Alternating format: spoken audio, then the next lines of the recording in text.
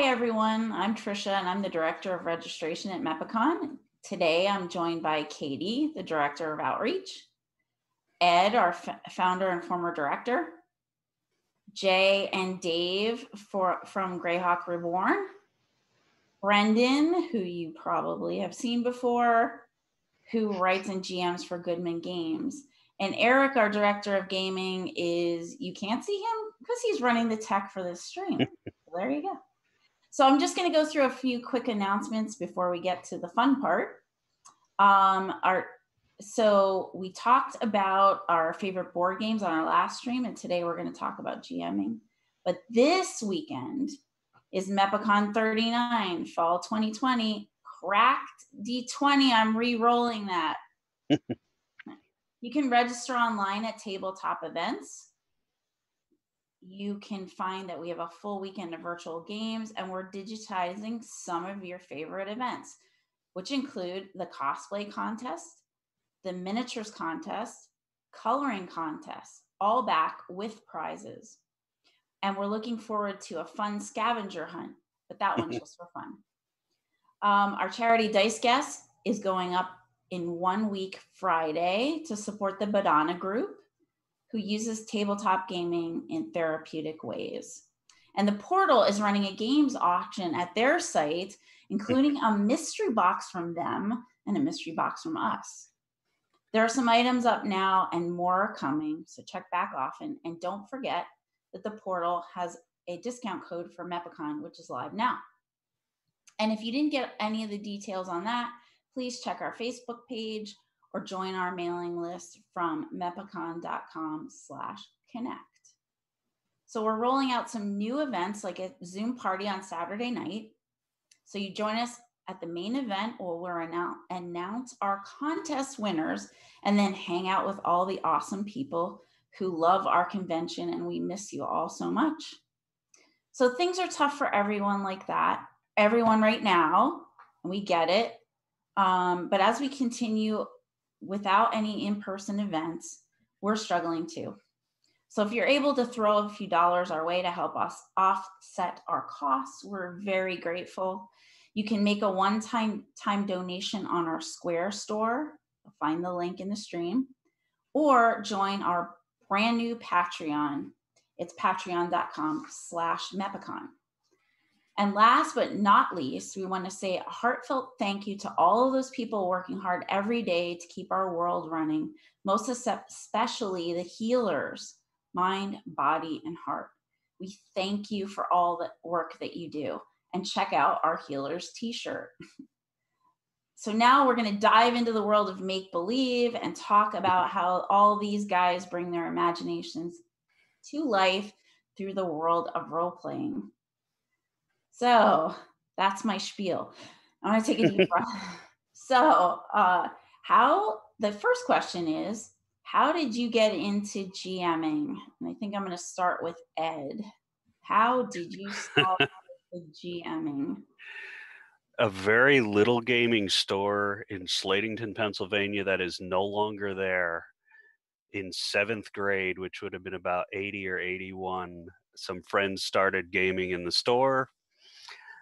I started playing, and then I started to want to run events, and then I mostly ran events for many, many years, up until, well, I started MEPACON. Then I started balancing out running with playing and running the convention. I just had a lot of stories I wanted to tell with the information I had and the information I could get. And they came out through Dungeons and Dragons. That's awesome. So Brendan, how about you? How did you get started GMing? When I first started off playing, it was always Advanced Dungeons and Dragons, and then we also had an offshoot game where we were playing a little bit of Traveler. But I came across a game that I wanted to play, and it was Villains and Vigilantes, the old FGU game that I was crazy about. And I saw it, I was like, oh, there's a role-playing game where you can play superheroes? I was so excited. But nobody, I was the only one who had it, so I was like 11. So I was like, better teach myself how to do this. So I ran a very bad version of, the great Villain of the Vigilantes game for a long time. So that was like for quite a while, that was the only game that I was really running at all. And then eventually, I got the taste. I became like, sort of like every group I joined, I would eventually become either the permanent GM or one of the permanent GMs, depending on how they were all set up.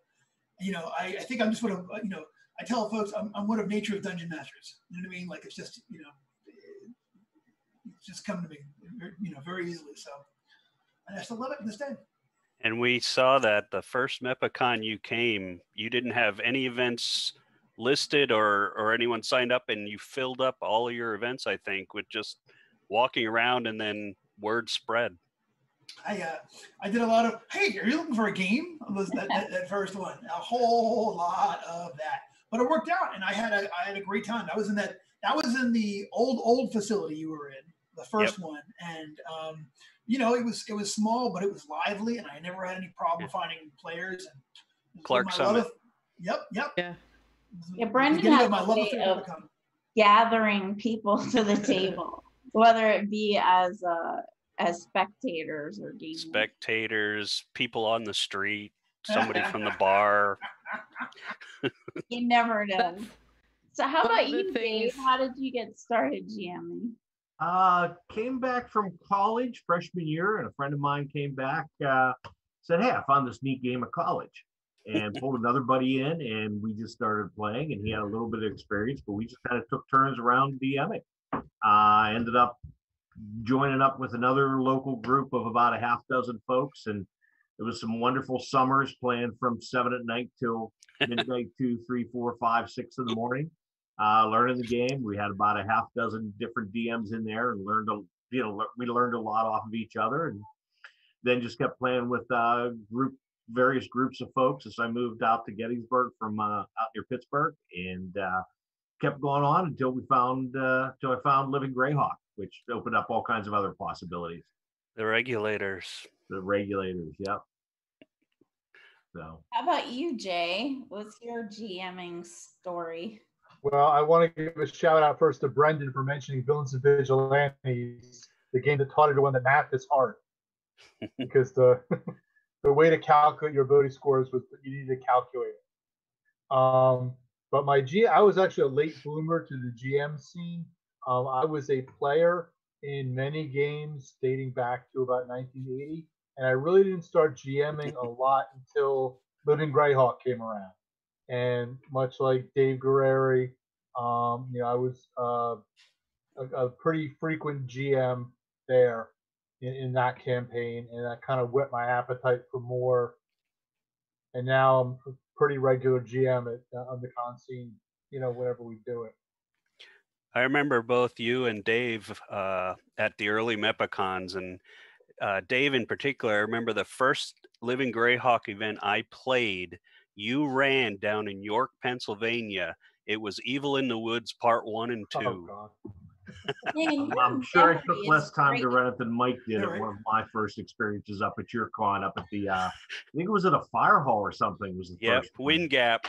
Wind Gap. We boated up, a bunch of us just jumped into a vehicle and drove up in a weekend. And through fog, both directions. For a 12-hour Evil in the Woods with Mike running it. And it was the best. Actually, that's where the regulators began, on that foggy night on the way home.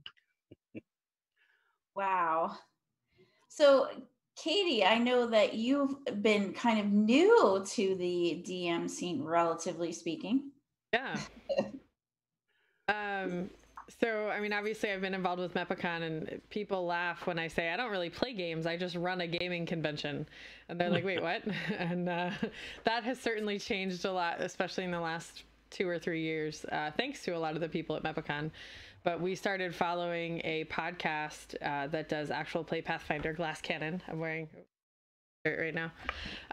And they did a kind of behind the scenes addendum to their podcast and talked a lot about what it was like to actually run games and the choices they made and all of those things. And I have been a writer since I was a kid, and I was like, why not give this a shot? And so I picked up a one shot and grabbed a group of friends and said, let's try this, see what happens. And I liked it. And so I started a campaign. Eric and I got a group of people together, and we get together every 2 weeks, and I run one, and then he runs one, and then I run and he runs, and we have a great time with it. So, but it's been, yeah, very, very recent, within the last year and a half. So I'll just throw this one out there. So how did you get into writing your own adventures? How did that get started? Anybody pick up the ball?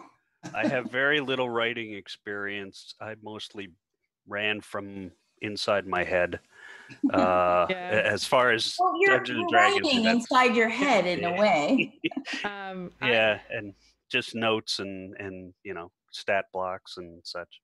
I can piggyback on that as probably the other least experienced person in this group. Eric and I decided that we wanted to write a scenario, and we went with a Pathfinder 2nd edition. There was a meme that went around that was, imagine that you wake up as a character in an RPG and you know nothing. You know nothing about who you are or what you have or anything. And so I said, that sounds like fun. Let's write it. And so I wrote the storyline, and Eric filled in a lot of the mechanics. And so that was our first, and we play tested it a bunch of times. We ran it for MEPACON stream eventually. But the first time we went to run it, we sat down with a group of friends from MEPACON at our house, and we were eating dinner before we started gaming. And they said, so did you figure out how you were going to divide the responsibilities as co-GMs? And I said, no, we didn't talk about it. And of course, I mean, we've been together for 16 years. We sat down and it was no problem. We played to our strengths and enjoyed that. We've started writing a second one, and that's as far as we've gotten because life is crazy. So that's the entirety of my experience, which is probably a lot less than the rest of you. How about you, Brendan? Well, I think since the early days, I would write adventures for myself and whatever to varying degrees of quality. You know what I'm saying? Especially with Villains and Vigilantes, because none of the published Villains and Vigilantes adventures were making me happy. So I had to make up my own bad guys and my own everything. But eventually, when 3rd edition Dungeons and Dragons came out, I hadn't played D&D in a while. I had switched to other games. I got really excited about 3rd Ed. And then the Star Wars Dungeons and Dragons stuff came out, and that, like, the original version of that got me really, I was like, wow, you can completely cross this over. And that was really, I think, what sort of like set my head on fire, but it also got me thinking towards, well, I could do my own thing with this. And that was the beginning of X-Crawl. And I loved Living Force. Yeah, I mean, I thought it was cool, and I thought it was like, just the night that I got the D20 Star Wars rules, and I'll always be a fan of the old West End Games D6 version. But the night I got them, I instantly sat down and made up a Wookiee Ranger and Elf Jedi, like in one go. Like, wow, you can do anything! This is amazing, And like, it was like, well, what else can we do? Where else can we take this? And that was the beginning of that. So X-Crawl was my home campaign for a couple of years, and my friends got excited enough about it that I eventually decided to try to pitch that. That's the Pathfinder edition of X-Crawl. Yep. Still. Yeah, I will put a trap places that people don't usually put traps, But that was the beginning of it, and I really got very excited about X-Crawl as kind of like a blended genre of a whole bunch of things, and sort of like writing adventures that sort of like let me do it X-Crawl style, where I didn't have to worry about the ecology of the dungeon, how people were gonna like cart treasure home. I'll just throw it all in there and make it weird and have fun. So yeah, so that was the beginning, and then I eventually took it and pitched it to Panda Head Games, and they licensed it for a while, and then eventually it became, now it's with Goodman Games, and it's about X Crawl's about to come out in a new Dungeon Crawl Classics Rules Edition, X Crawl Classics. Actually, the beta rules are actually you can get the beta rules now off the Goodman Games website for free and try them out. Awesome. That's great. So how about you, Jay? Well, necessity is the mother of invention. With Greyhawk Reborn, which is what I ended up writing a lot of, we have to write our own adventures because the authors have to run their own adventures. That's been kind of a hallmark of our campaign, being that Wizards of the Coast has not seen fit yet to let Greyhawk go into the open game license realm. So we've written, God, I don't know how many adventures. Maybe Dave can help me out. I think around 250. Oh, we're actually, I think we're well over 400 at this point. We're well over 400 at this point? Okay. 7 years. Yeah, so we have a ridiculous amount of adventures that have been written all by volunteer authors. Sometimes I feel like I've written maybe 250 adventures, like not quite that many, but so it's just amazing, and to see people volunteer their time and their energy to write with us is just phenomenal. Well, and people love it. I mean, I just know that they love it. So how did you get started with the writing process, Dave? Actually probably started early on, just because they ran a lot of the old classic D&D adventures, Temple of Elemental Evil, Slavers series and all of those. And of course, a lot of the folks I played with had them. So you started writing things that were a little different so you could surprise them. Because let's face it, everybody, if they got something, they're going to read it and try to figure out what's going on. Or a lot of times the folks have run it already, so I got to do something different. And turned into, doing different things of different campaigns. We actually, going back to the 80s, early 90s, or a couple of home groups we'd taken off and tried to sell around the world of Greyhawk, which took us way off the map of Earth, and just all kinds of neat stuff that we were doing there. So, and I've always been an organization freak. I'm kind of like Ed in terms of, I like to have some basic stuff written down and know where we're going, but I also like to freeform and improvise quite a bit depending on the players we have at the table and where they want to go that particular night. And who grabs that real strange side idea and runs with it. Yeah, absolutely. And finds it themselves, because I usually don't plant them. Yep. So it just develops from there and ended up in, like I said, sometime later, living Greyhawk, and got involved in that, an administrative end. And I was a drafting teacher for a number of years, so maps was always exciting to me. I was always doodling on graph paper and drawing maps and stuff. And then, like Jay said, with Living Greyhawk, and then now we have Warduke Press, which is our umbrella over Living Greyhawk, and also a living campaign. We're working with Cobalt Press, so we have a couple of campaign worlds we're telling stories in.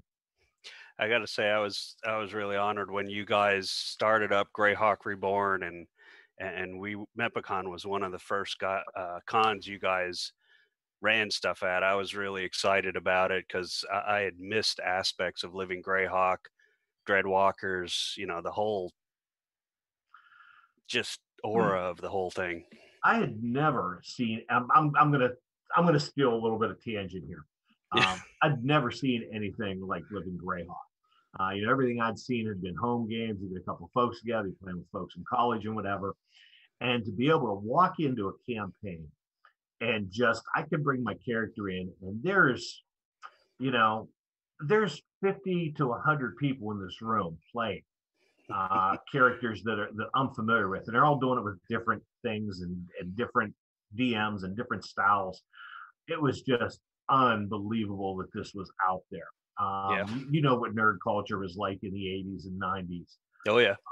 And just to I see don't. that, Oh, sorry. but it was just absolutely amazing. Young for that. Kids. And Greyhawk was Living Greyhawk was just a wonderful experiment from WotC, I believe. Yeah. That did a tremendous job bringing gamers together.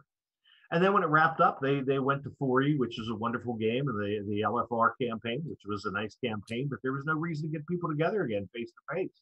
And I personally missed all those wonderful people. I love the regional aspect. Yeah. so we decided to do Greyhawk Reborn. I decided to kind of get together so we could get our friends back together for a reason. Yeah. That's awesome. I mean, I love to be able to still play games over Zoom or over the internet, and that stuff is great, but there's nothing like the energy of a bunch of gamers together in one big room, and Yep. Somebody's playing Cthulhu over here and board games over there, and that it's just the energy is great. Yeah. I remember Fort Wayne, Indiana, 03, I think it was. I went out there, and in one big room, you had a quarter of the room that was Living Force, a quarter of the room was some Cthulhu thing, and the other half was Living Greyhawk. It was just amazing. And it was my, to this day, only trip to Fort Wayne, Indiana. It was for the what became the XP Winter Fantasy. Winter Fantasy. Thank you. Yes, they're back there now. I had heard that. So, do any of you guys collaborate with other writers? Do you write together at any point? Absolutely. So with I know with Living Greyhawk, I co-written I think 1 or 2 adventures with different people. With Greyhawk Reborn, we try and get as many authors that will contribute a sizable piece of the adventure, make a meaningful contribution to the adventure together, to get to have multiple people be able to run it. So if you're the only author of an adventure with Greyhawk Reborn, you're the only one that can run that adventure. If I collaborate with 1 or 2 other people, then we have 2 or 3 DMs who can run that adventure. So, but again, they have to do something meaningful. We're not just putting people's names on it so they can run it. They didn't just cross T's and dot I's. No. Editing, unfortunately, is another big part of what we do, and we don't take author credits for editing. But but like somebody will write like 1 or 2 of the encounters. Maybe somebody will do all the stat blocks and write an encounter or 2. But collaborating is great because you get the end product usually ends up being so much better because you have multiple people with great imaginations working together, and you end up with a lot of interesting. And the adventure may go somewhere you never intended it to go in the first place when you first put the outline together, because somebody decided, hey, let's throw a Fey encounter in the middle of the forest and have a wedding to a bear. Okay, that's fun. People seem to like that. So yeah, and it's a little sidetrack, but it worked. So I have a question for you all. So what's your least favorite part of GMing a game? What's your least favorite part? Least favorite part? I don't know. I don't like it when they kill my monsters. It's just really frustrating when you spend a lot of time prepping for a particular encounter and then they just come in and nuke it, and it's like, but I wanted to get into some of these special abilities and all those things, and I think probably if it comes with time, you go, well, maybe you add a few hit points or something if they come in with 8 crits in a row. That's some of the learning curve, I think, of being new to GMing, but that's probably my least favorite.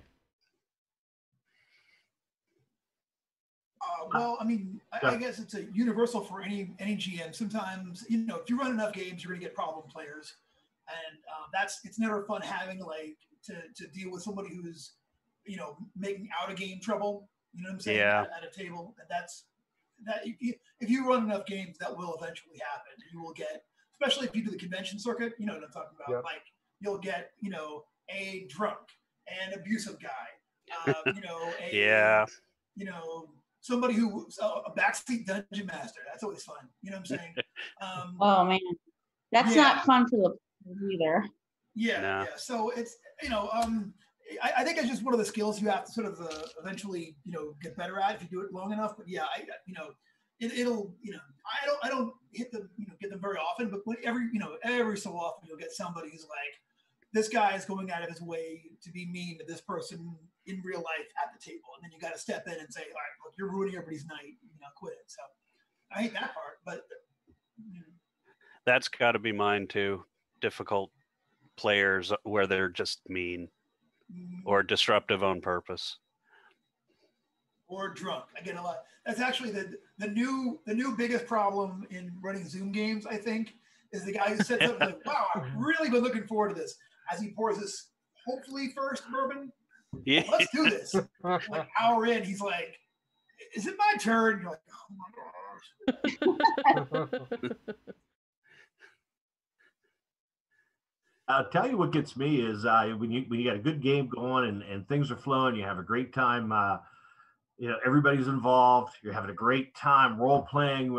Combats are going well, and then you get the somebody that comes up and just slows the game down for whatever reason. Either they don't know what their character does, they don't know what the spell does, they're not ready when their turn is ready to go, they're not paying attention. Or worse, you've got that great flow going, and it gets slowed down with a rules lawyer. Derail. Derailed. Well, no, wait. No. Is that rules as written, or is that rules as as interpreted? No. Let's not slow this down. Let's keep going. Yeah. We're going with this. Cope. Yep. Yeah. Yeah. And you just have to at some point say, "Listen, I'm the DM. That's the way it's going to be today." Yes. But yeah, Eric and I and one of his daughters actually got D20 tattoos, and we decided, hey, let's get matching tattoos, and we wanted D20s because obviously role-playing games have been a huge part of our lives. And so we said, well, what can we put with it? We feel like there need to be some words. And one of the catchphrases of the podcast that we listen to, they often say, we're having fun. And so we said, that's it. That's it. It's the rule of fun. We're going to put, we're having fun. And we have a D20 that's on a 1 and a D20 that's on a 20. And that's exactly how it goes. I don't know a lot of the rules. I'll be honest. When I play Pathfinder, I'm just not there as somebody who's been playing for 20 years. I've only been playing for a few years.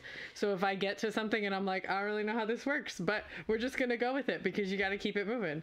And I'm lucky to work with a group of guys who are really flexible. And a lot of the time they know, and I know I can trust them to be honest about what the actual rule is. But if nobody at the table knows and I can't find it in a 10-second Google search, we'll make it up. We'll just go. Keep moving.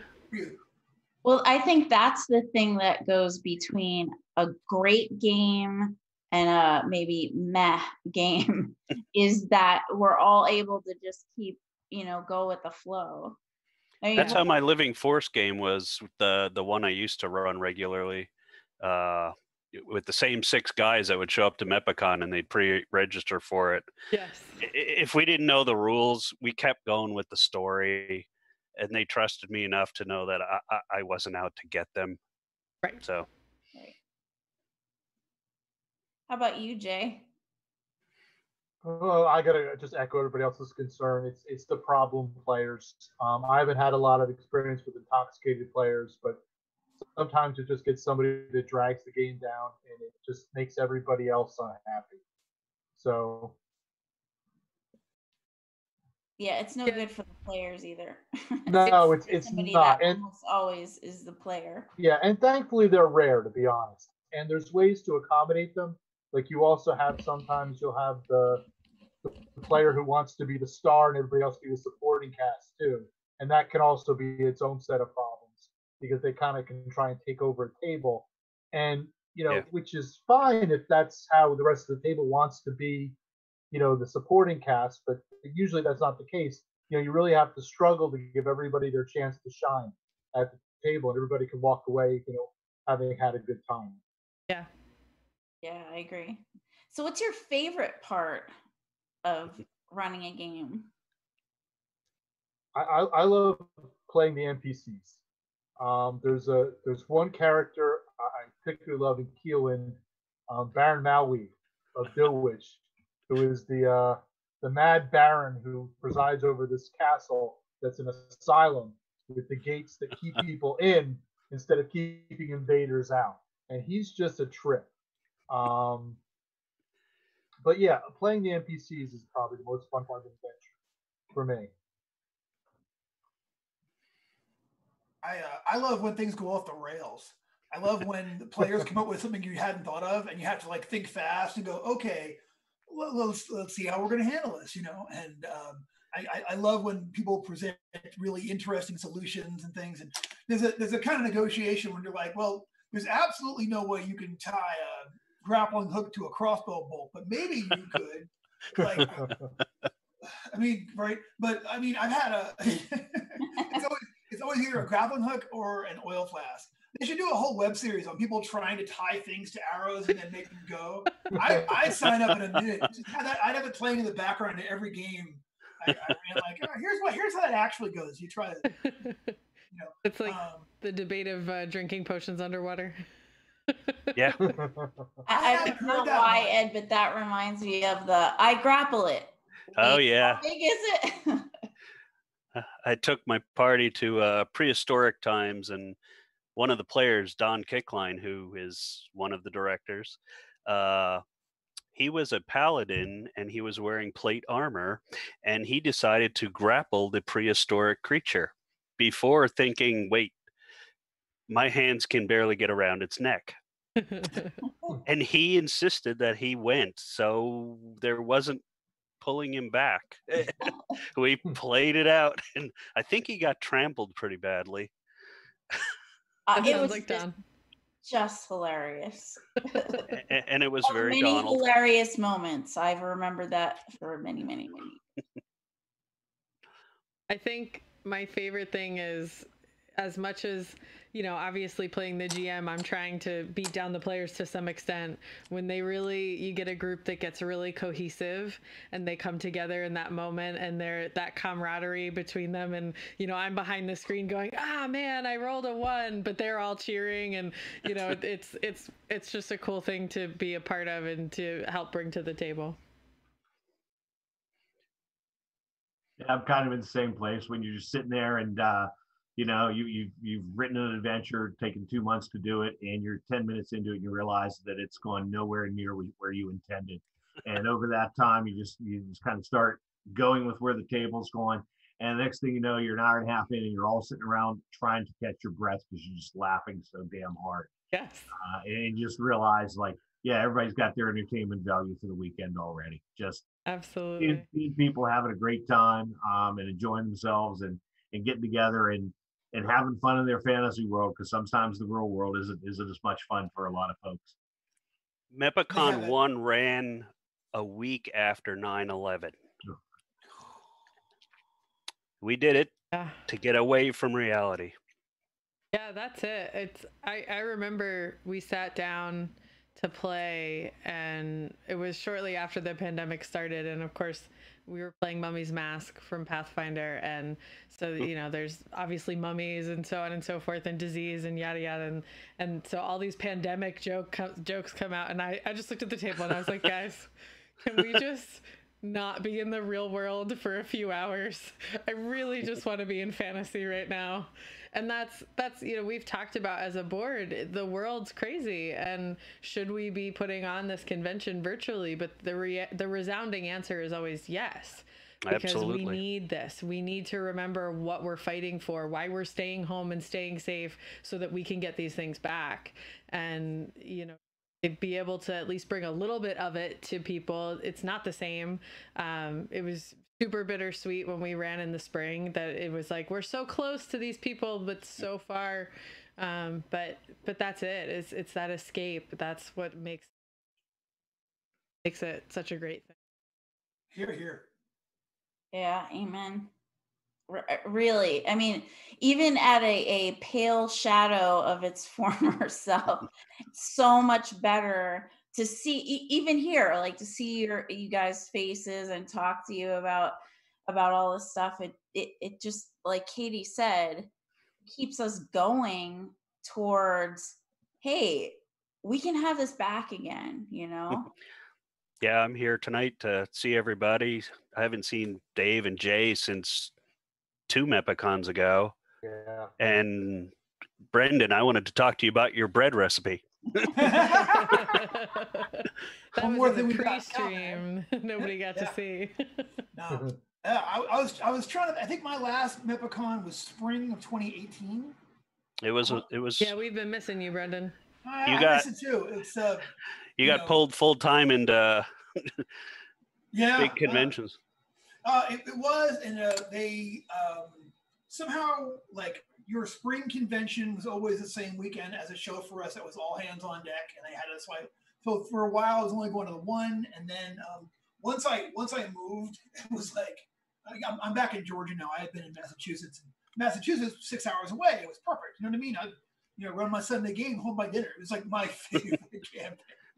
I got like I've told this story a lot of times, but like driving home from MEPACON is its own event where I live in my head, where like I kind of go through and I sort of like relive it. And like for me, I get more ideas at MEPACON. I have more things that I ran for the first time at MEPACON that are either now published or part of my, my gaming repertoire, things that I always run and such. That they all start there. There was a really wonderful mix of people there who were really giving and really were always cool with me experimenting and trying new things, and it just made this wonderful, conducive atmosphere where, like, quite a few times I would have an idea on Sunday night, like during Sunday night. I've written stuff during the auction, been like writing notes there, like and then sprung on folks that next morning, like ta-da! And then going on to do something with it. You know what I mean? So again and again and again. Well, we're gonna have to get you back then. I can't wait. Somehow. I absolutely cannot wait. Yeah, somehow. So Brendan's talking a little bit about some of his inspirations, but what inspires you to come up with new adventures or new wrinkles or new monsters or whatever? Where does the inspiration come from? It's all over. It's all over the place, from riding in a car and listening to a song like there's this morning, Grateful Dead, El Paso. There's a story there, and anytime you have a story, you can have an adventure that you can change over into D&D. Movies, just watching movies, it's like there's a little bit there to a little bit here. TV shows, anything. Absolutely anything. Obviously, books, fantasy, science fiction, westerns. Westerns are great for D&D, in my opinion. So just, everywhere, just absolutely everywhere. Snippets and bits of information, not to mention just sitting at other people's tables and then watching what's going on at places like MEPACON and stuff. So it's inspiration is all over the place. Hey, Trish, do you, and you're the only person here that would remember this, do you remember when I pulled a large section of Twin Peaks and plopped that into a whole campaign, and yes, the dream world, and mixed it in with the Fall of the Gods from Forgotten Realms, and I merged the two, and I think it turned out pretty well. I ran with that story for quite a while, and I had fun running it. Yeah, it was great. It was great. But what's interesting is if you know somebody, if you know a GM, and then you know what they're reading or watching, or then you're like, see how it gets. Wait a minute, sounds familiar. Chris Cook. I was thinking of Chris, like in college, you knew what you had just read because that was the next adventure or whatever. We had a lot of William Gibson inspired sci-fi lines. They were wild. We had a great time. Chris is also the big blue glow guy. So if we went off the rails too far, we just were beamed somewhere else. It was like in a blue glow. You know what? A blue glow appears, and now you're over here. I was like, so I think you're telling us that we weren't really supposed to be there. Accomplished. That's what I'm hearing. In the very early days when I first started to do stuff, to write things for Dungeons and Dragons, I was stealing wholesale plot and story and characters from the old Savage Sword of Conan magazine. My dad would buy them. He would read them once, give them to me, and then I'd read them 100 times. And then, hey, it would show up in that week's game, like, whatever it happened to be. That was like, the first real campaign that I did, like my freshman year in high school, was almost completely ripped off of ideas from Savage Sword and Conan, with a little bit of Lost in Space thrown in there for fun. So. It's an homage. It's never ripped off. It's an homage. Right. Yeah. Yeah, I mean, mine started with a meme, so that's about all I got. I think that's awesome. I always tell people who are trying to get into it, I said the best thing you can do is draw from absolutely every inspiration out there, except for other role-playing games. Leave that alone. Yeah. Publish stuff. You know what I'm saying? I don't mean having an experience at a table that makes you go, oh, that's great.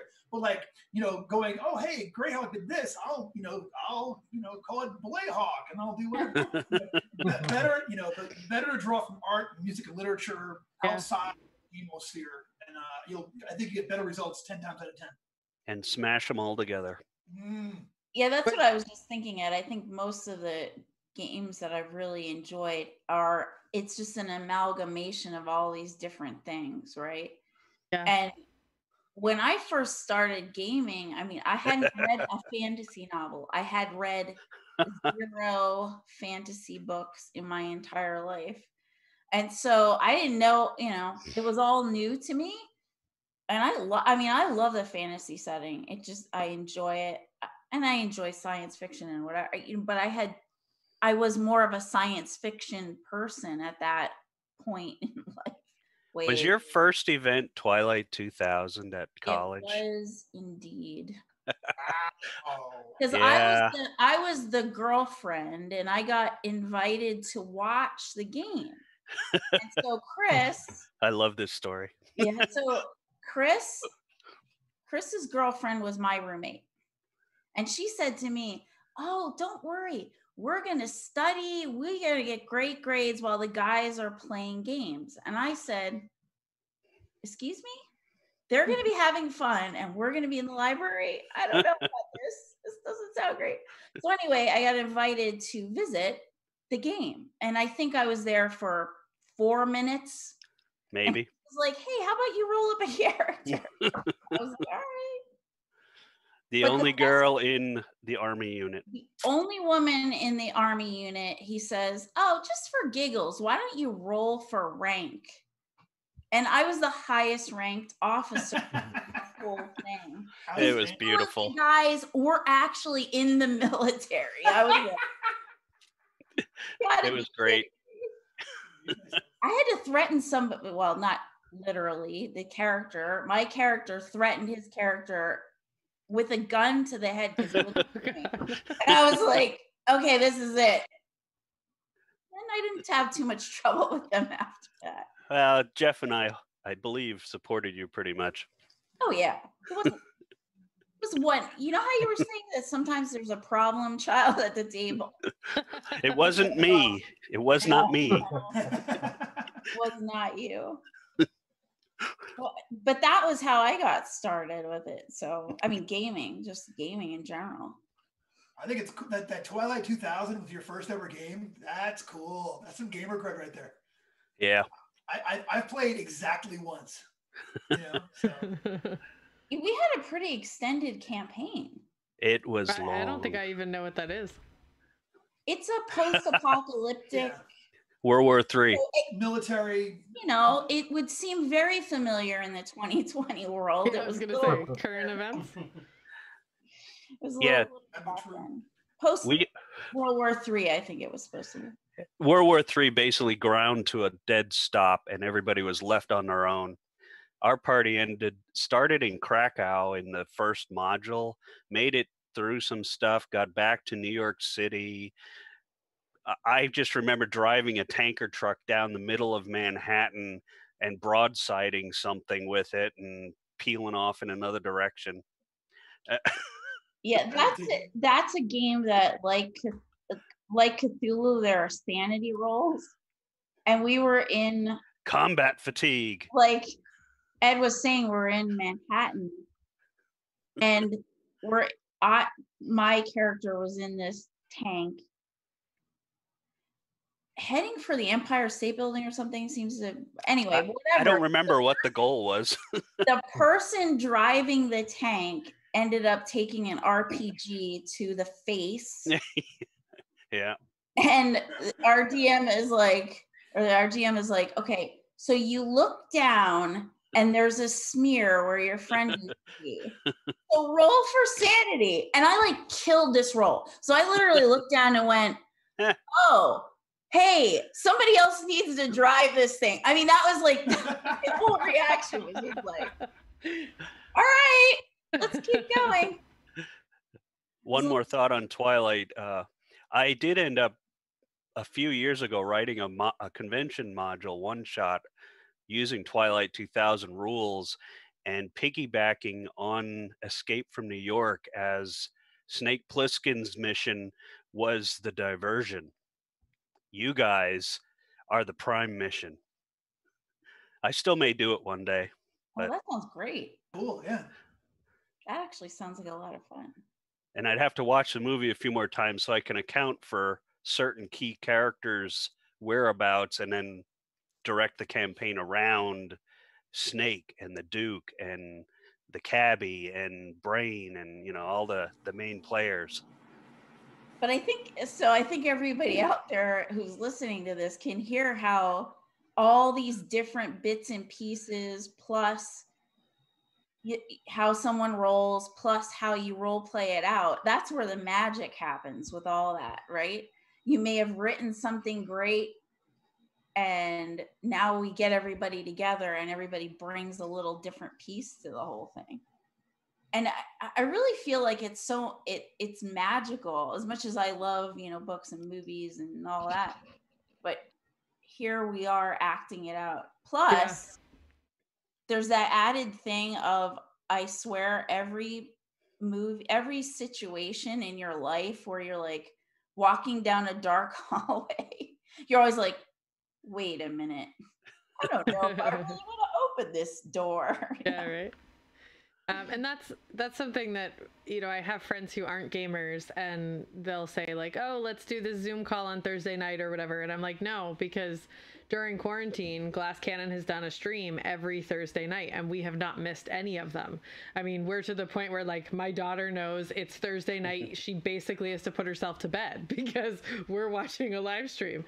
And people will be like, well, why are you watching somebody else play a game? And I'm like, it's not... yes, they're playing a game, but they're telling a story.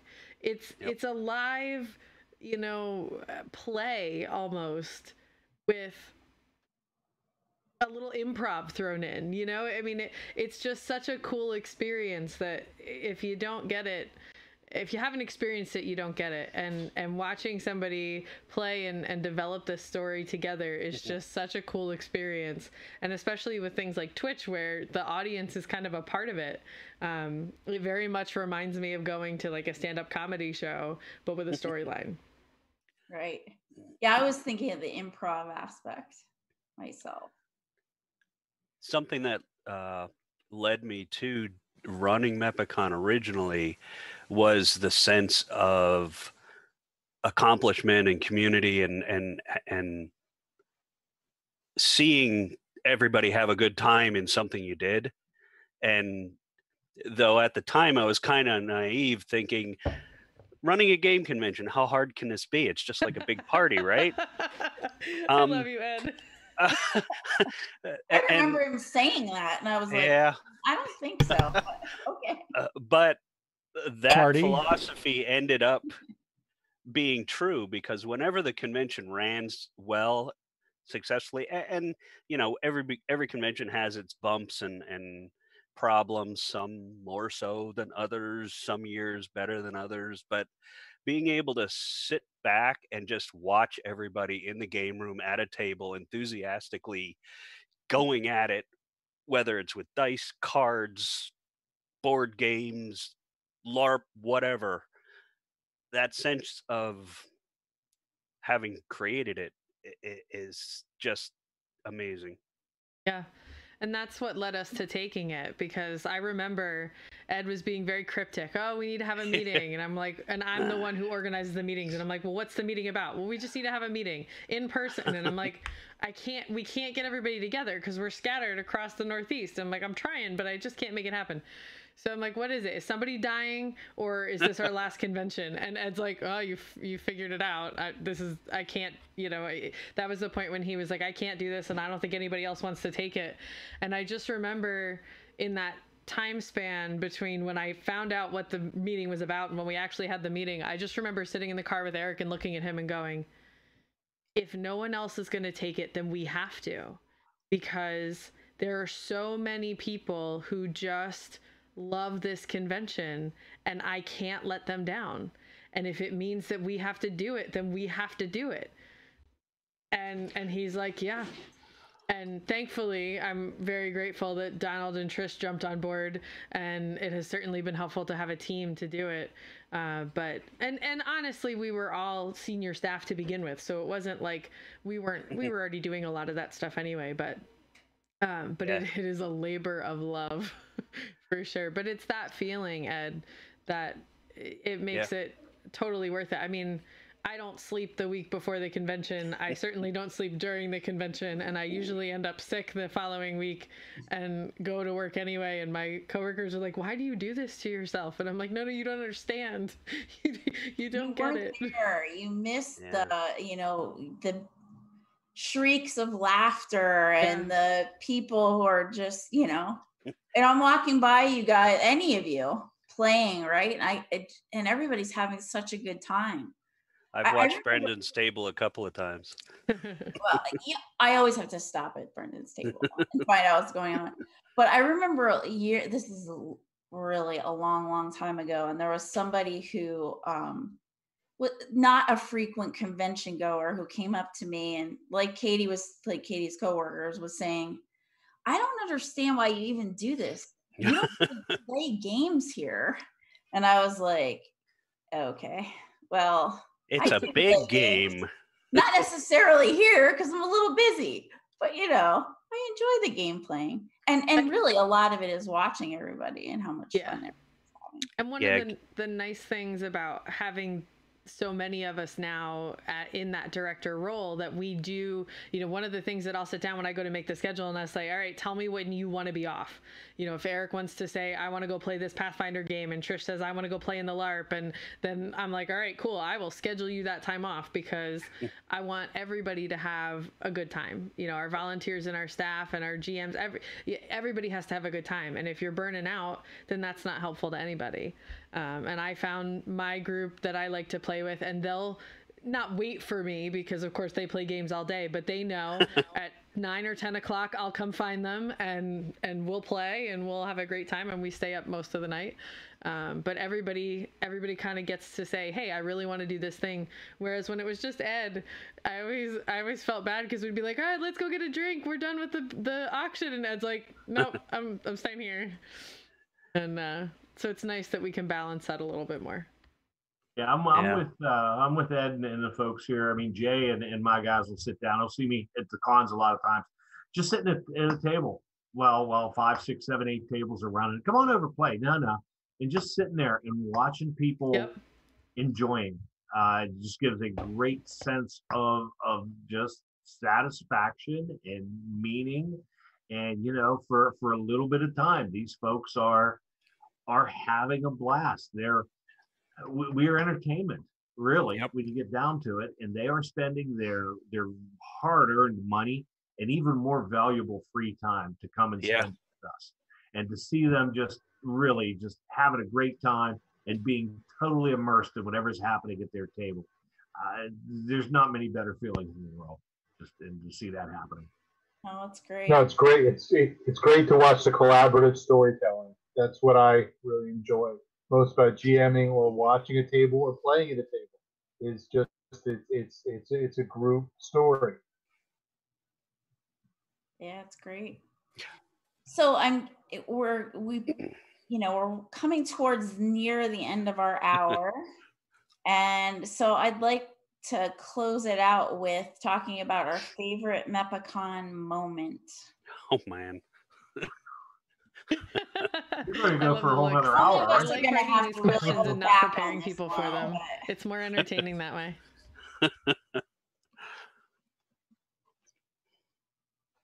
Ed needs to go last on this one. Yeah, here, I'll go first. I'll give you guys a minute to think.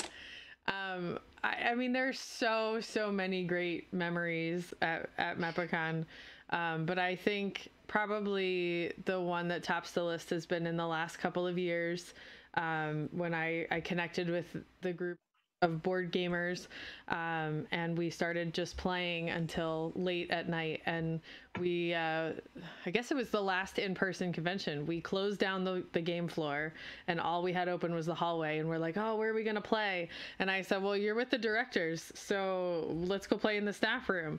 And so we took over the staff room with like 12 people, and we just played, mostly I think Get the MacGuffin, but we played a bunch of things. And just, I mean, I don't remember laughing that hard ever in my life. It was just such a great time, and we just had such an amazing group of people. And that particular moment carried over. We went over to the portal a few months after that convention and ran into some of those people, and we talked about that night and how funny it was and how much of a good time we had. And so that, it's one example of what makes this worth it and what makes it such a great thing. But that was even the most recent MEPACON. So many. I remember the place up in Clark Summit, just going over to Krispy Kreme across the street. Yes. And conversations there, the conversations in the hot dog place in downtown by the Hilton. Just going over, just the fun. As much fun as it happens at the tables and at the con itself, at least in my experiences, the traveling to and from the cons and the times in the hotel rooms and the dinners is as much fun as well. Definitely my fondest memories is that drive through the fog I mentioned earlier. It pretty much caused the regulators to get together because of the way the dynamics of that table worked out. Highest level guy at the table was the guy that wasn't doing anything. He was just hiding and running. And we just, on our way home, we decided, no, that's not what this gaming is about. You got to kind of be there for each other, and we ended up with the with your shoulder on it, the all for one, one for all type of thing. And you know what? We just, let's make a pact here. We just want to be a group of players that are never going to be like that. We're never going to be that guy at the table that's going to do that. And then, pretty soon it was folks were looking for us to sit at our tables, and it just kind of grew. So that's probably the fondest memory, which led to eventually me being here with you folks tonight, because it wouldn't have happened without that. Yeah, it's great for you to be here. It's funny how something small like that can just snowball. Yeah, exactly.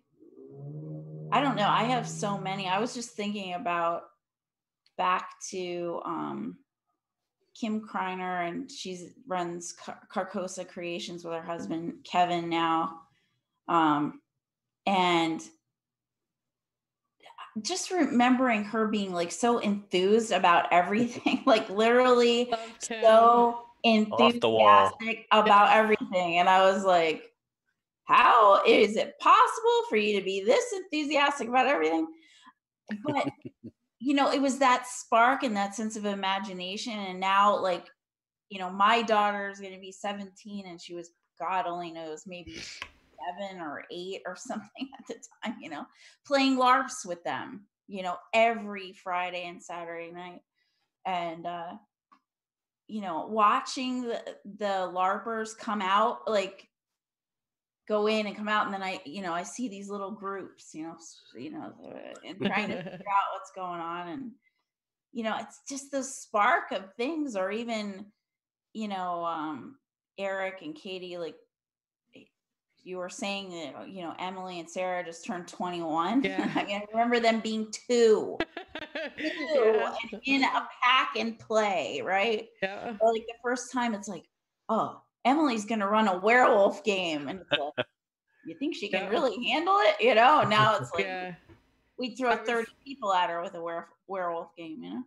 Hindsight's 2020, but I was really, really glad that I made a big deal out of their 20th birthdays at MEPACON, and we got Quigley's cakes to make them each a cake of their favorite flavor and bring them down and surprise them. And then I surprised them with staff shirts. And I'm so glad that I did that because, I mean, they're not going to get to have their 21st birthday at MEPACON, which we were really looking forward to. That was going to be a really cool thing for them, but didn't work out that way. So, but it was great that I was able to surprise them with that. I don't know that they were as excited about the staff shirts as I was, but I thought it was fun. I made Rob Batticino laugh so hard, I thought he was going to die. So that's the whole thing. I just made a joke at the table as in character as one of my monsters, and he just was laughing, and his head got all bulgy. It was really, really, really good. I've had a lot of really good moments, but like that's the one that I think about. Like, oh boy, that was a good time. So I miss him and his whole extended clan and all y'all.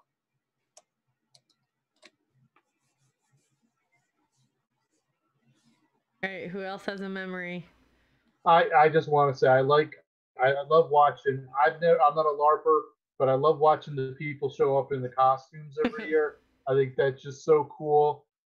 Ed, when he used to come and dress up as Han Solo or whoever, it was just it was just really cool. It was just something I look forward to. Or Joe Kroll would show up in his his pilot's uniform for the Rebel pilot uniform.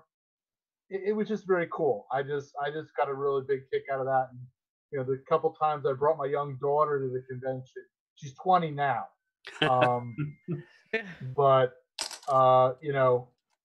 back then she would get a big kick out of that too. So yeah, it always created some really good memories. All right, I have way too many, so I'll limit myself to two that come to mind. One, meeting a lot of people that I am still friends with today. Dave, Jay, Brendan, meeting Eric way back in way too many years ago, and and him volunteering for this. That and the staff that started together and evolved over time, and I saw Trish's daughter born and grow up at the convention, and the twins and Donald's kids, and just in time my kids were born and started coming to the conventions and causing their own little problems. But now they're really sad that they can't go there this convention, and are looking forward to going back and just seeing the evolution of the friend group and developing those long friendships. It's cool to see how close the kids are and have stayed. And that's one of the things that we were just experiencing, was that Emily has connected with a group of friends from MEPACON, and they've been playing virtually through this whole thing.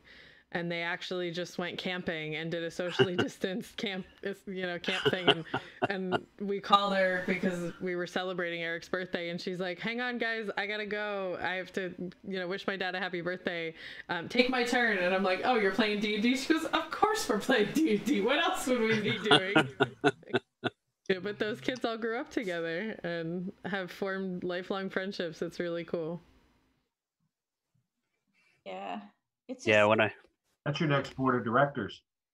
Yeah. Oh, yeah. Well, I remember early on, at some point, I kind of looked around and I was like, am I going to have to do all this on my own someday? Because I am by far the youngest staff member. And now the kids are growing up, and I'm like, oh, thank God. I'm going to help. Yeah, exactly. We need to get those kids on the hook. Yeah, because I'm a good 15 years younger than anybody on the board. So... Yeah, stuck holding the bag. When I had to walk away because of personal things, that was a real hard decision for me. Yeah. But I'm glad that Katie and Eric started that ball rolling to carry it, and that it continues, and that they all let me pretend that I'm doing something that helps. No, I mean, we couldn't do it without you. I mean, yeah, sure, you sit back and let it run at this point, but how many times are we going, especially in the beginning, Ed, how did you do this? Or who do I talk to about that? And Ed was a great resource. I mean, that transition was smooth only because Ed was super gracious, and we really worked hard at that. I remember the snowstorm, the first convention where you guys officially took over, and I was just glad I got there a day ahead so I could manage your rooms. Thank God you were there. Man, that was whew. That was rough. And all I remember thinking was, I bet Ed's really glad that he gave the convention to us now. Talk about a weird set of circumstances. Yeah. I mean, snowstorm, then there's a parade that no one told us about. I forgot about the parade. The carpet, and it didn't get finished, but it's okay. We're like, yeah. Sure. There's always something with the hotel. Yeah. No matter where it was. Can you imagine Ed trying to run a virtual MEPACON? Me? No. Yeah. I do not have the technical savvy that all of you have, and I think the convention is in the best hands right now. So, thank you. Well, we're glad that we can keep it going.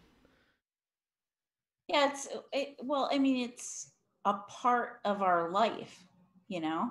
Yeah. I mean, like Katie's saying about the kids, I mean, for my Catherine, I mean, that's part of her. She has given up, I can't tell you how many like extracurricular activities. She's like, I can't be in this play. It's on MEPACON weekend. Are you crazy? You know, I mean, she gives you this look like, are you crazy? I can't do that. I have to be at the con. So, I mean, it's just a part of their life. I mean, she literally grew up there. I mean, our first 3-day, she was about this big. Tiny. It's like in a papoose, but not really. Yep. Yeah, the portable car seats that you carry around. Yeah, we played Pass the Baby a lot that con. Yeah. Violet has a similar experience. She's only 9 now, but I remember I was pregnant at the convention and nobody knew, and I'm like secretly telling the staff, like, listen, I can't move boxes because I'm like 9 weeks pregnant. Don't tell anybody. Thank God as the kids are getting older, none of us are. Yeah, sure. That's right. We just stay the same. So it's amazing how that happens. Any parting MEPACON memories you guys would like to share? Remember my 40th birthday up at MEPACON with the big cake and many 40-year-old jokes that were directed at me? Well, of course. And one other good memory I thought of, Greyhawk related. When we converted I shouldn't say me, Casey converted the 3 4-hour slots into 2 6-hour slots for the Dreadwood finale and the Saltmarsh finale. I looked into that room and there were graph paper all over the wall. It looked like a war room.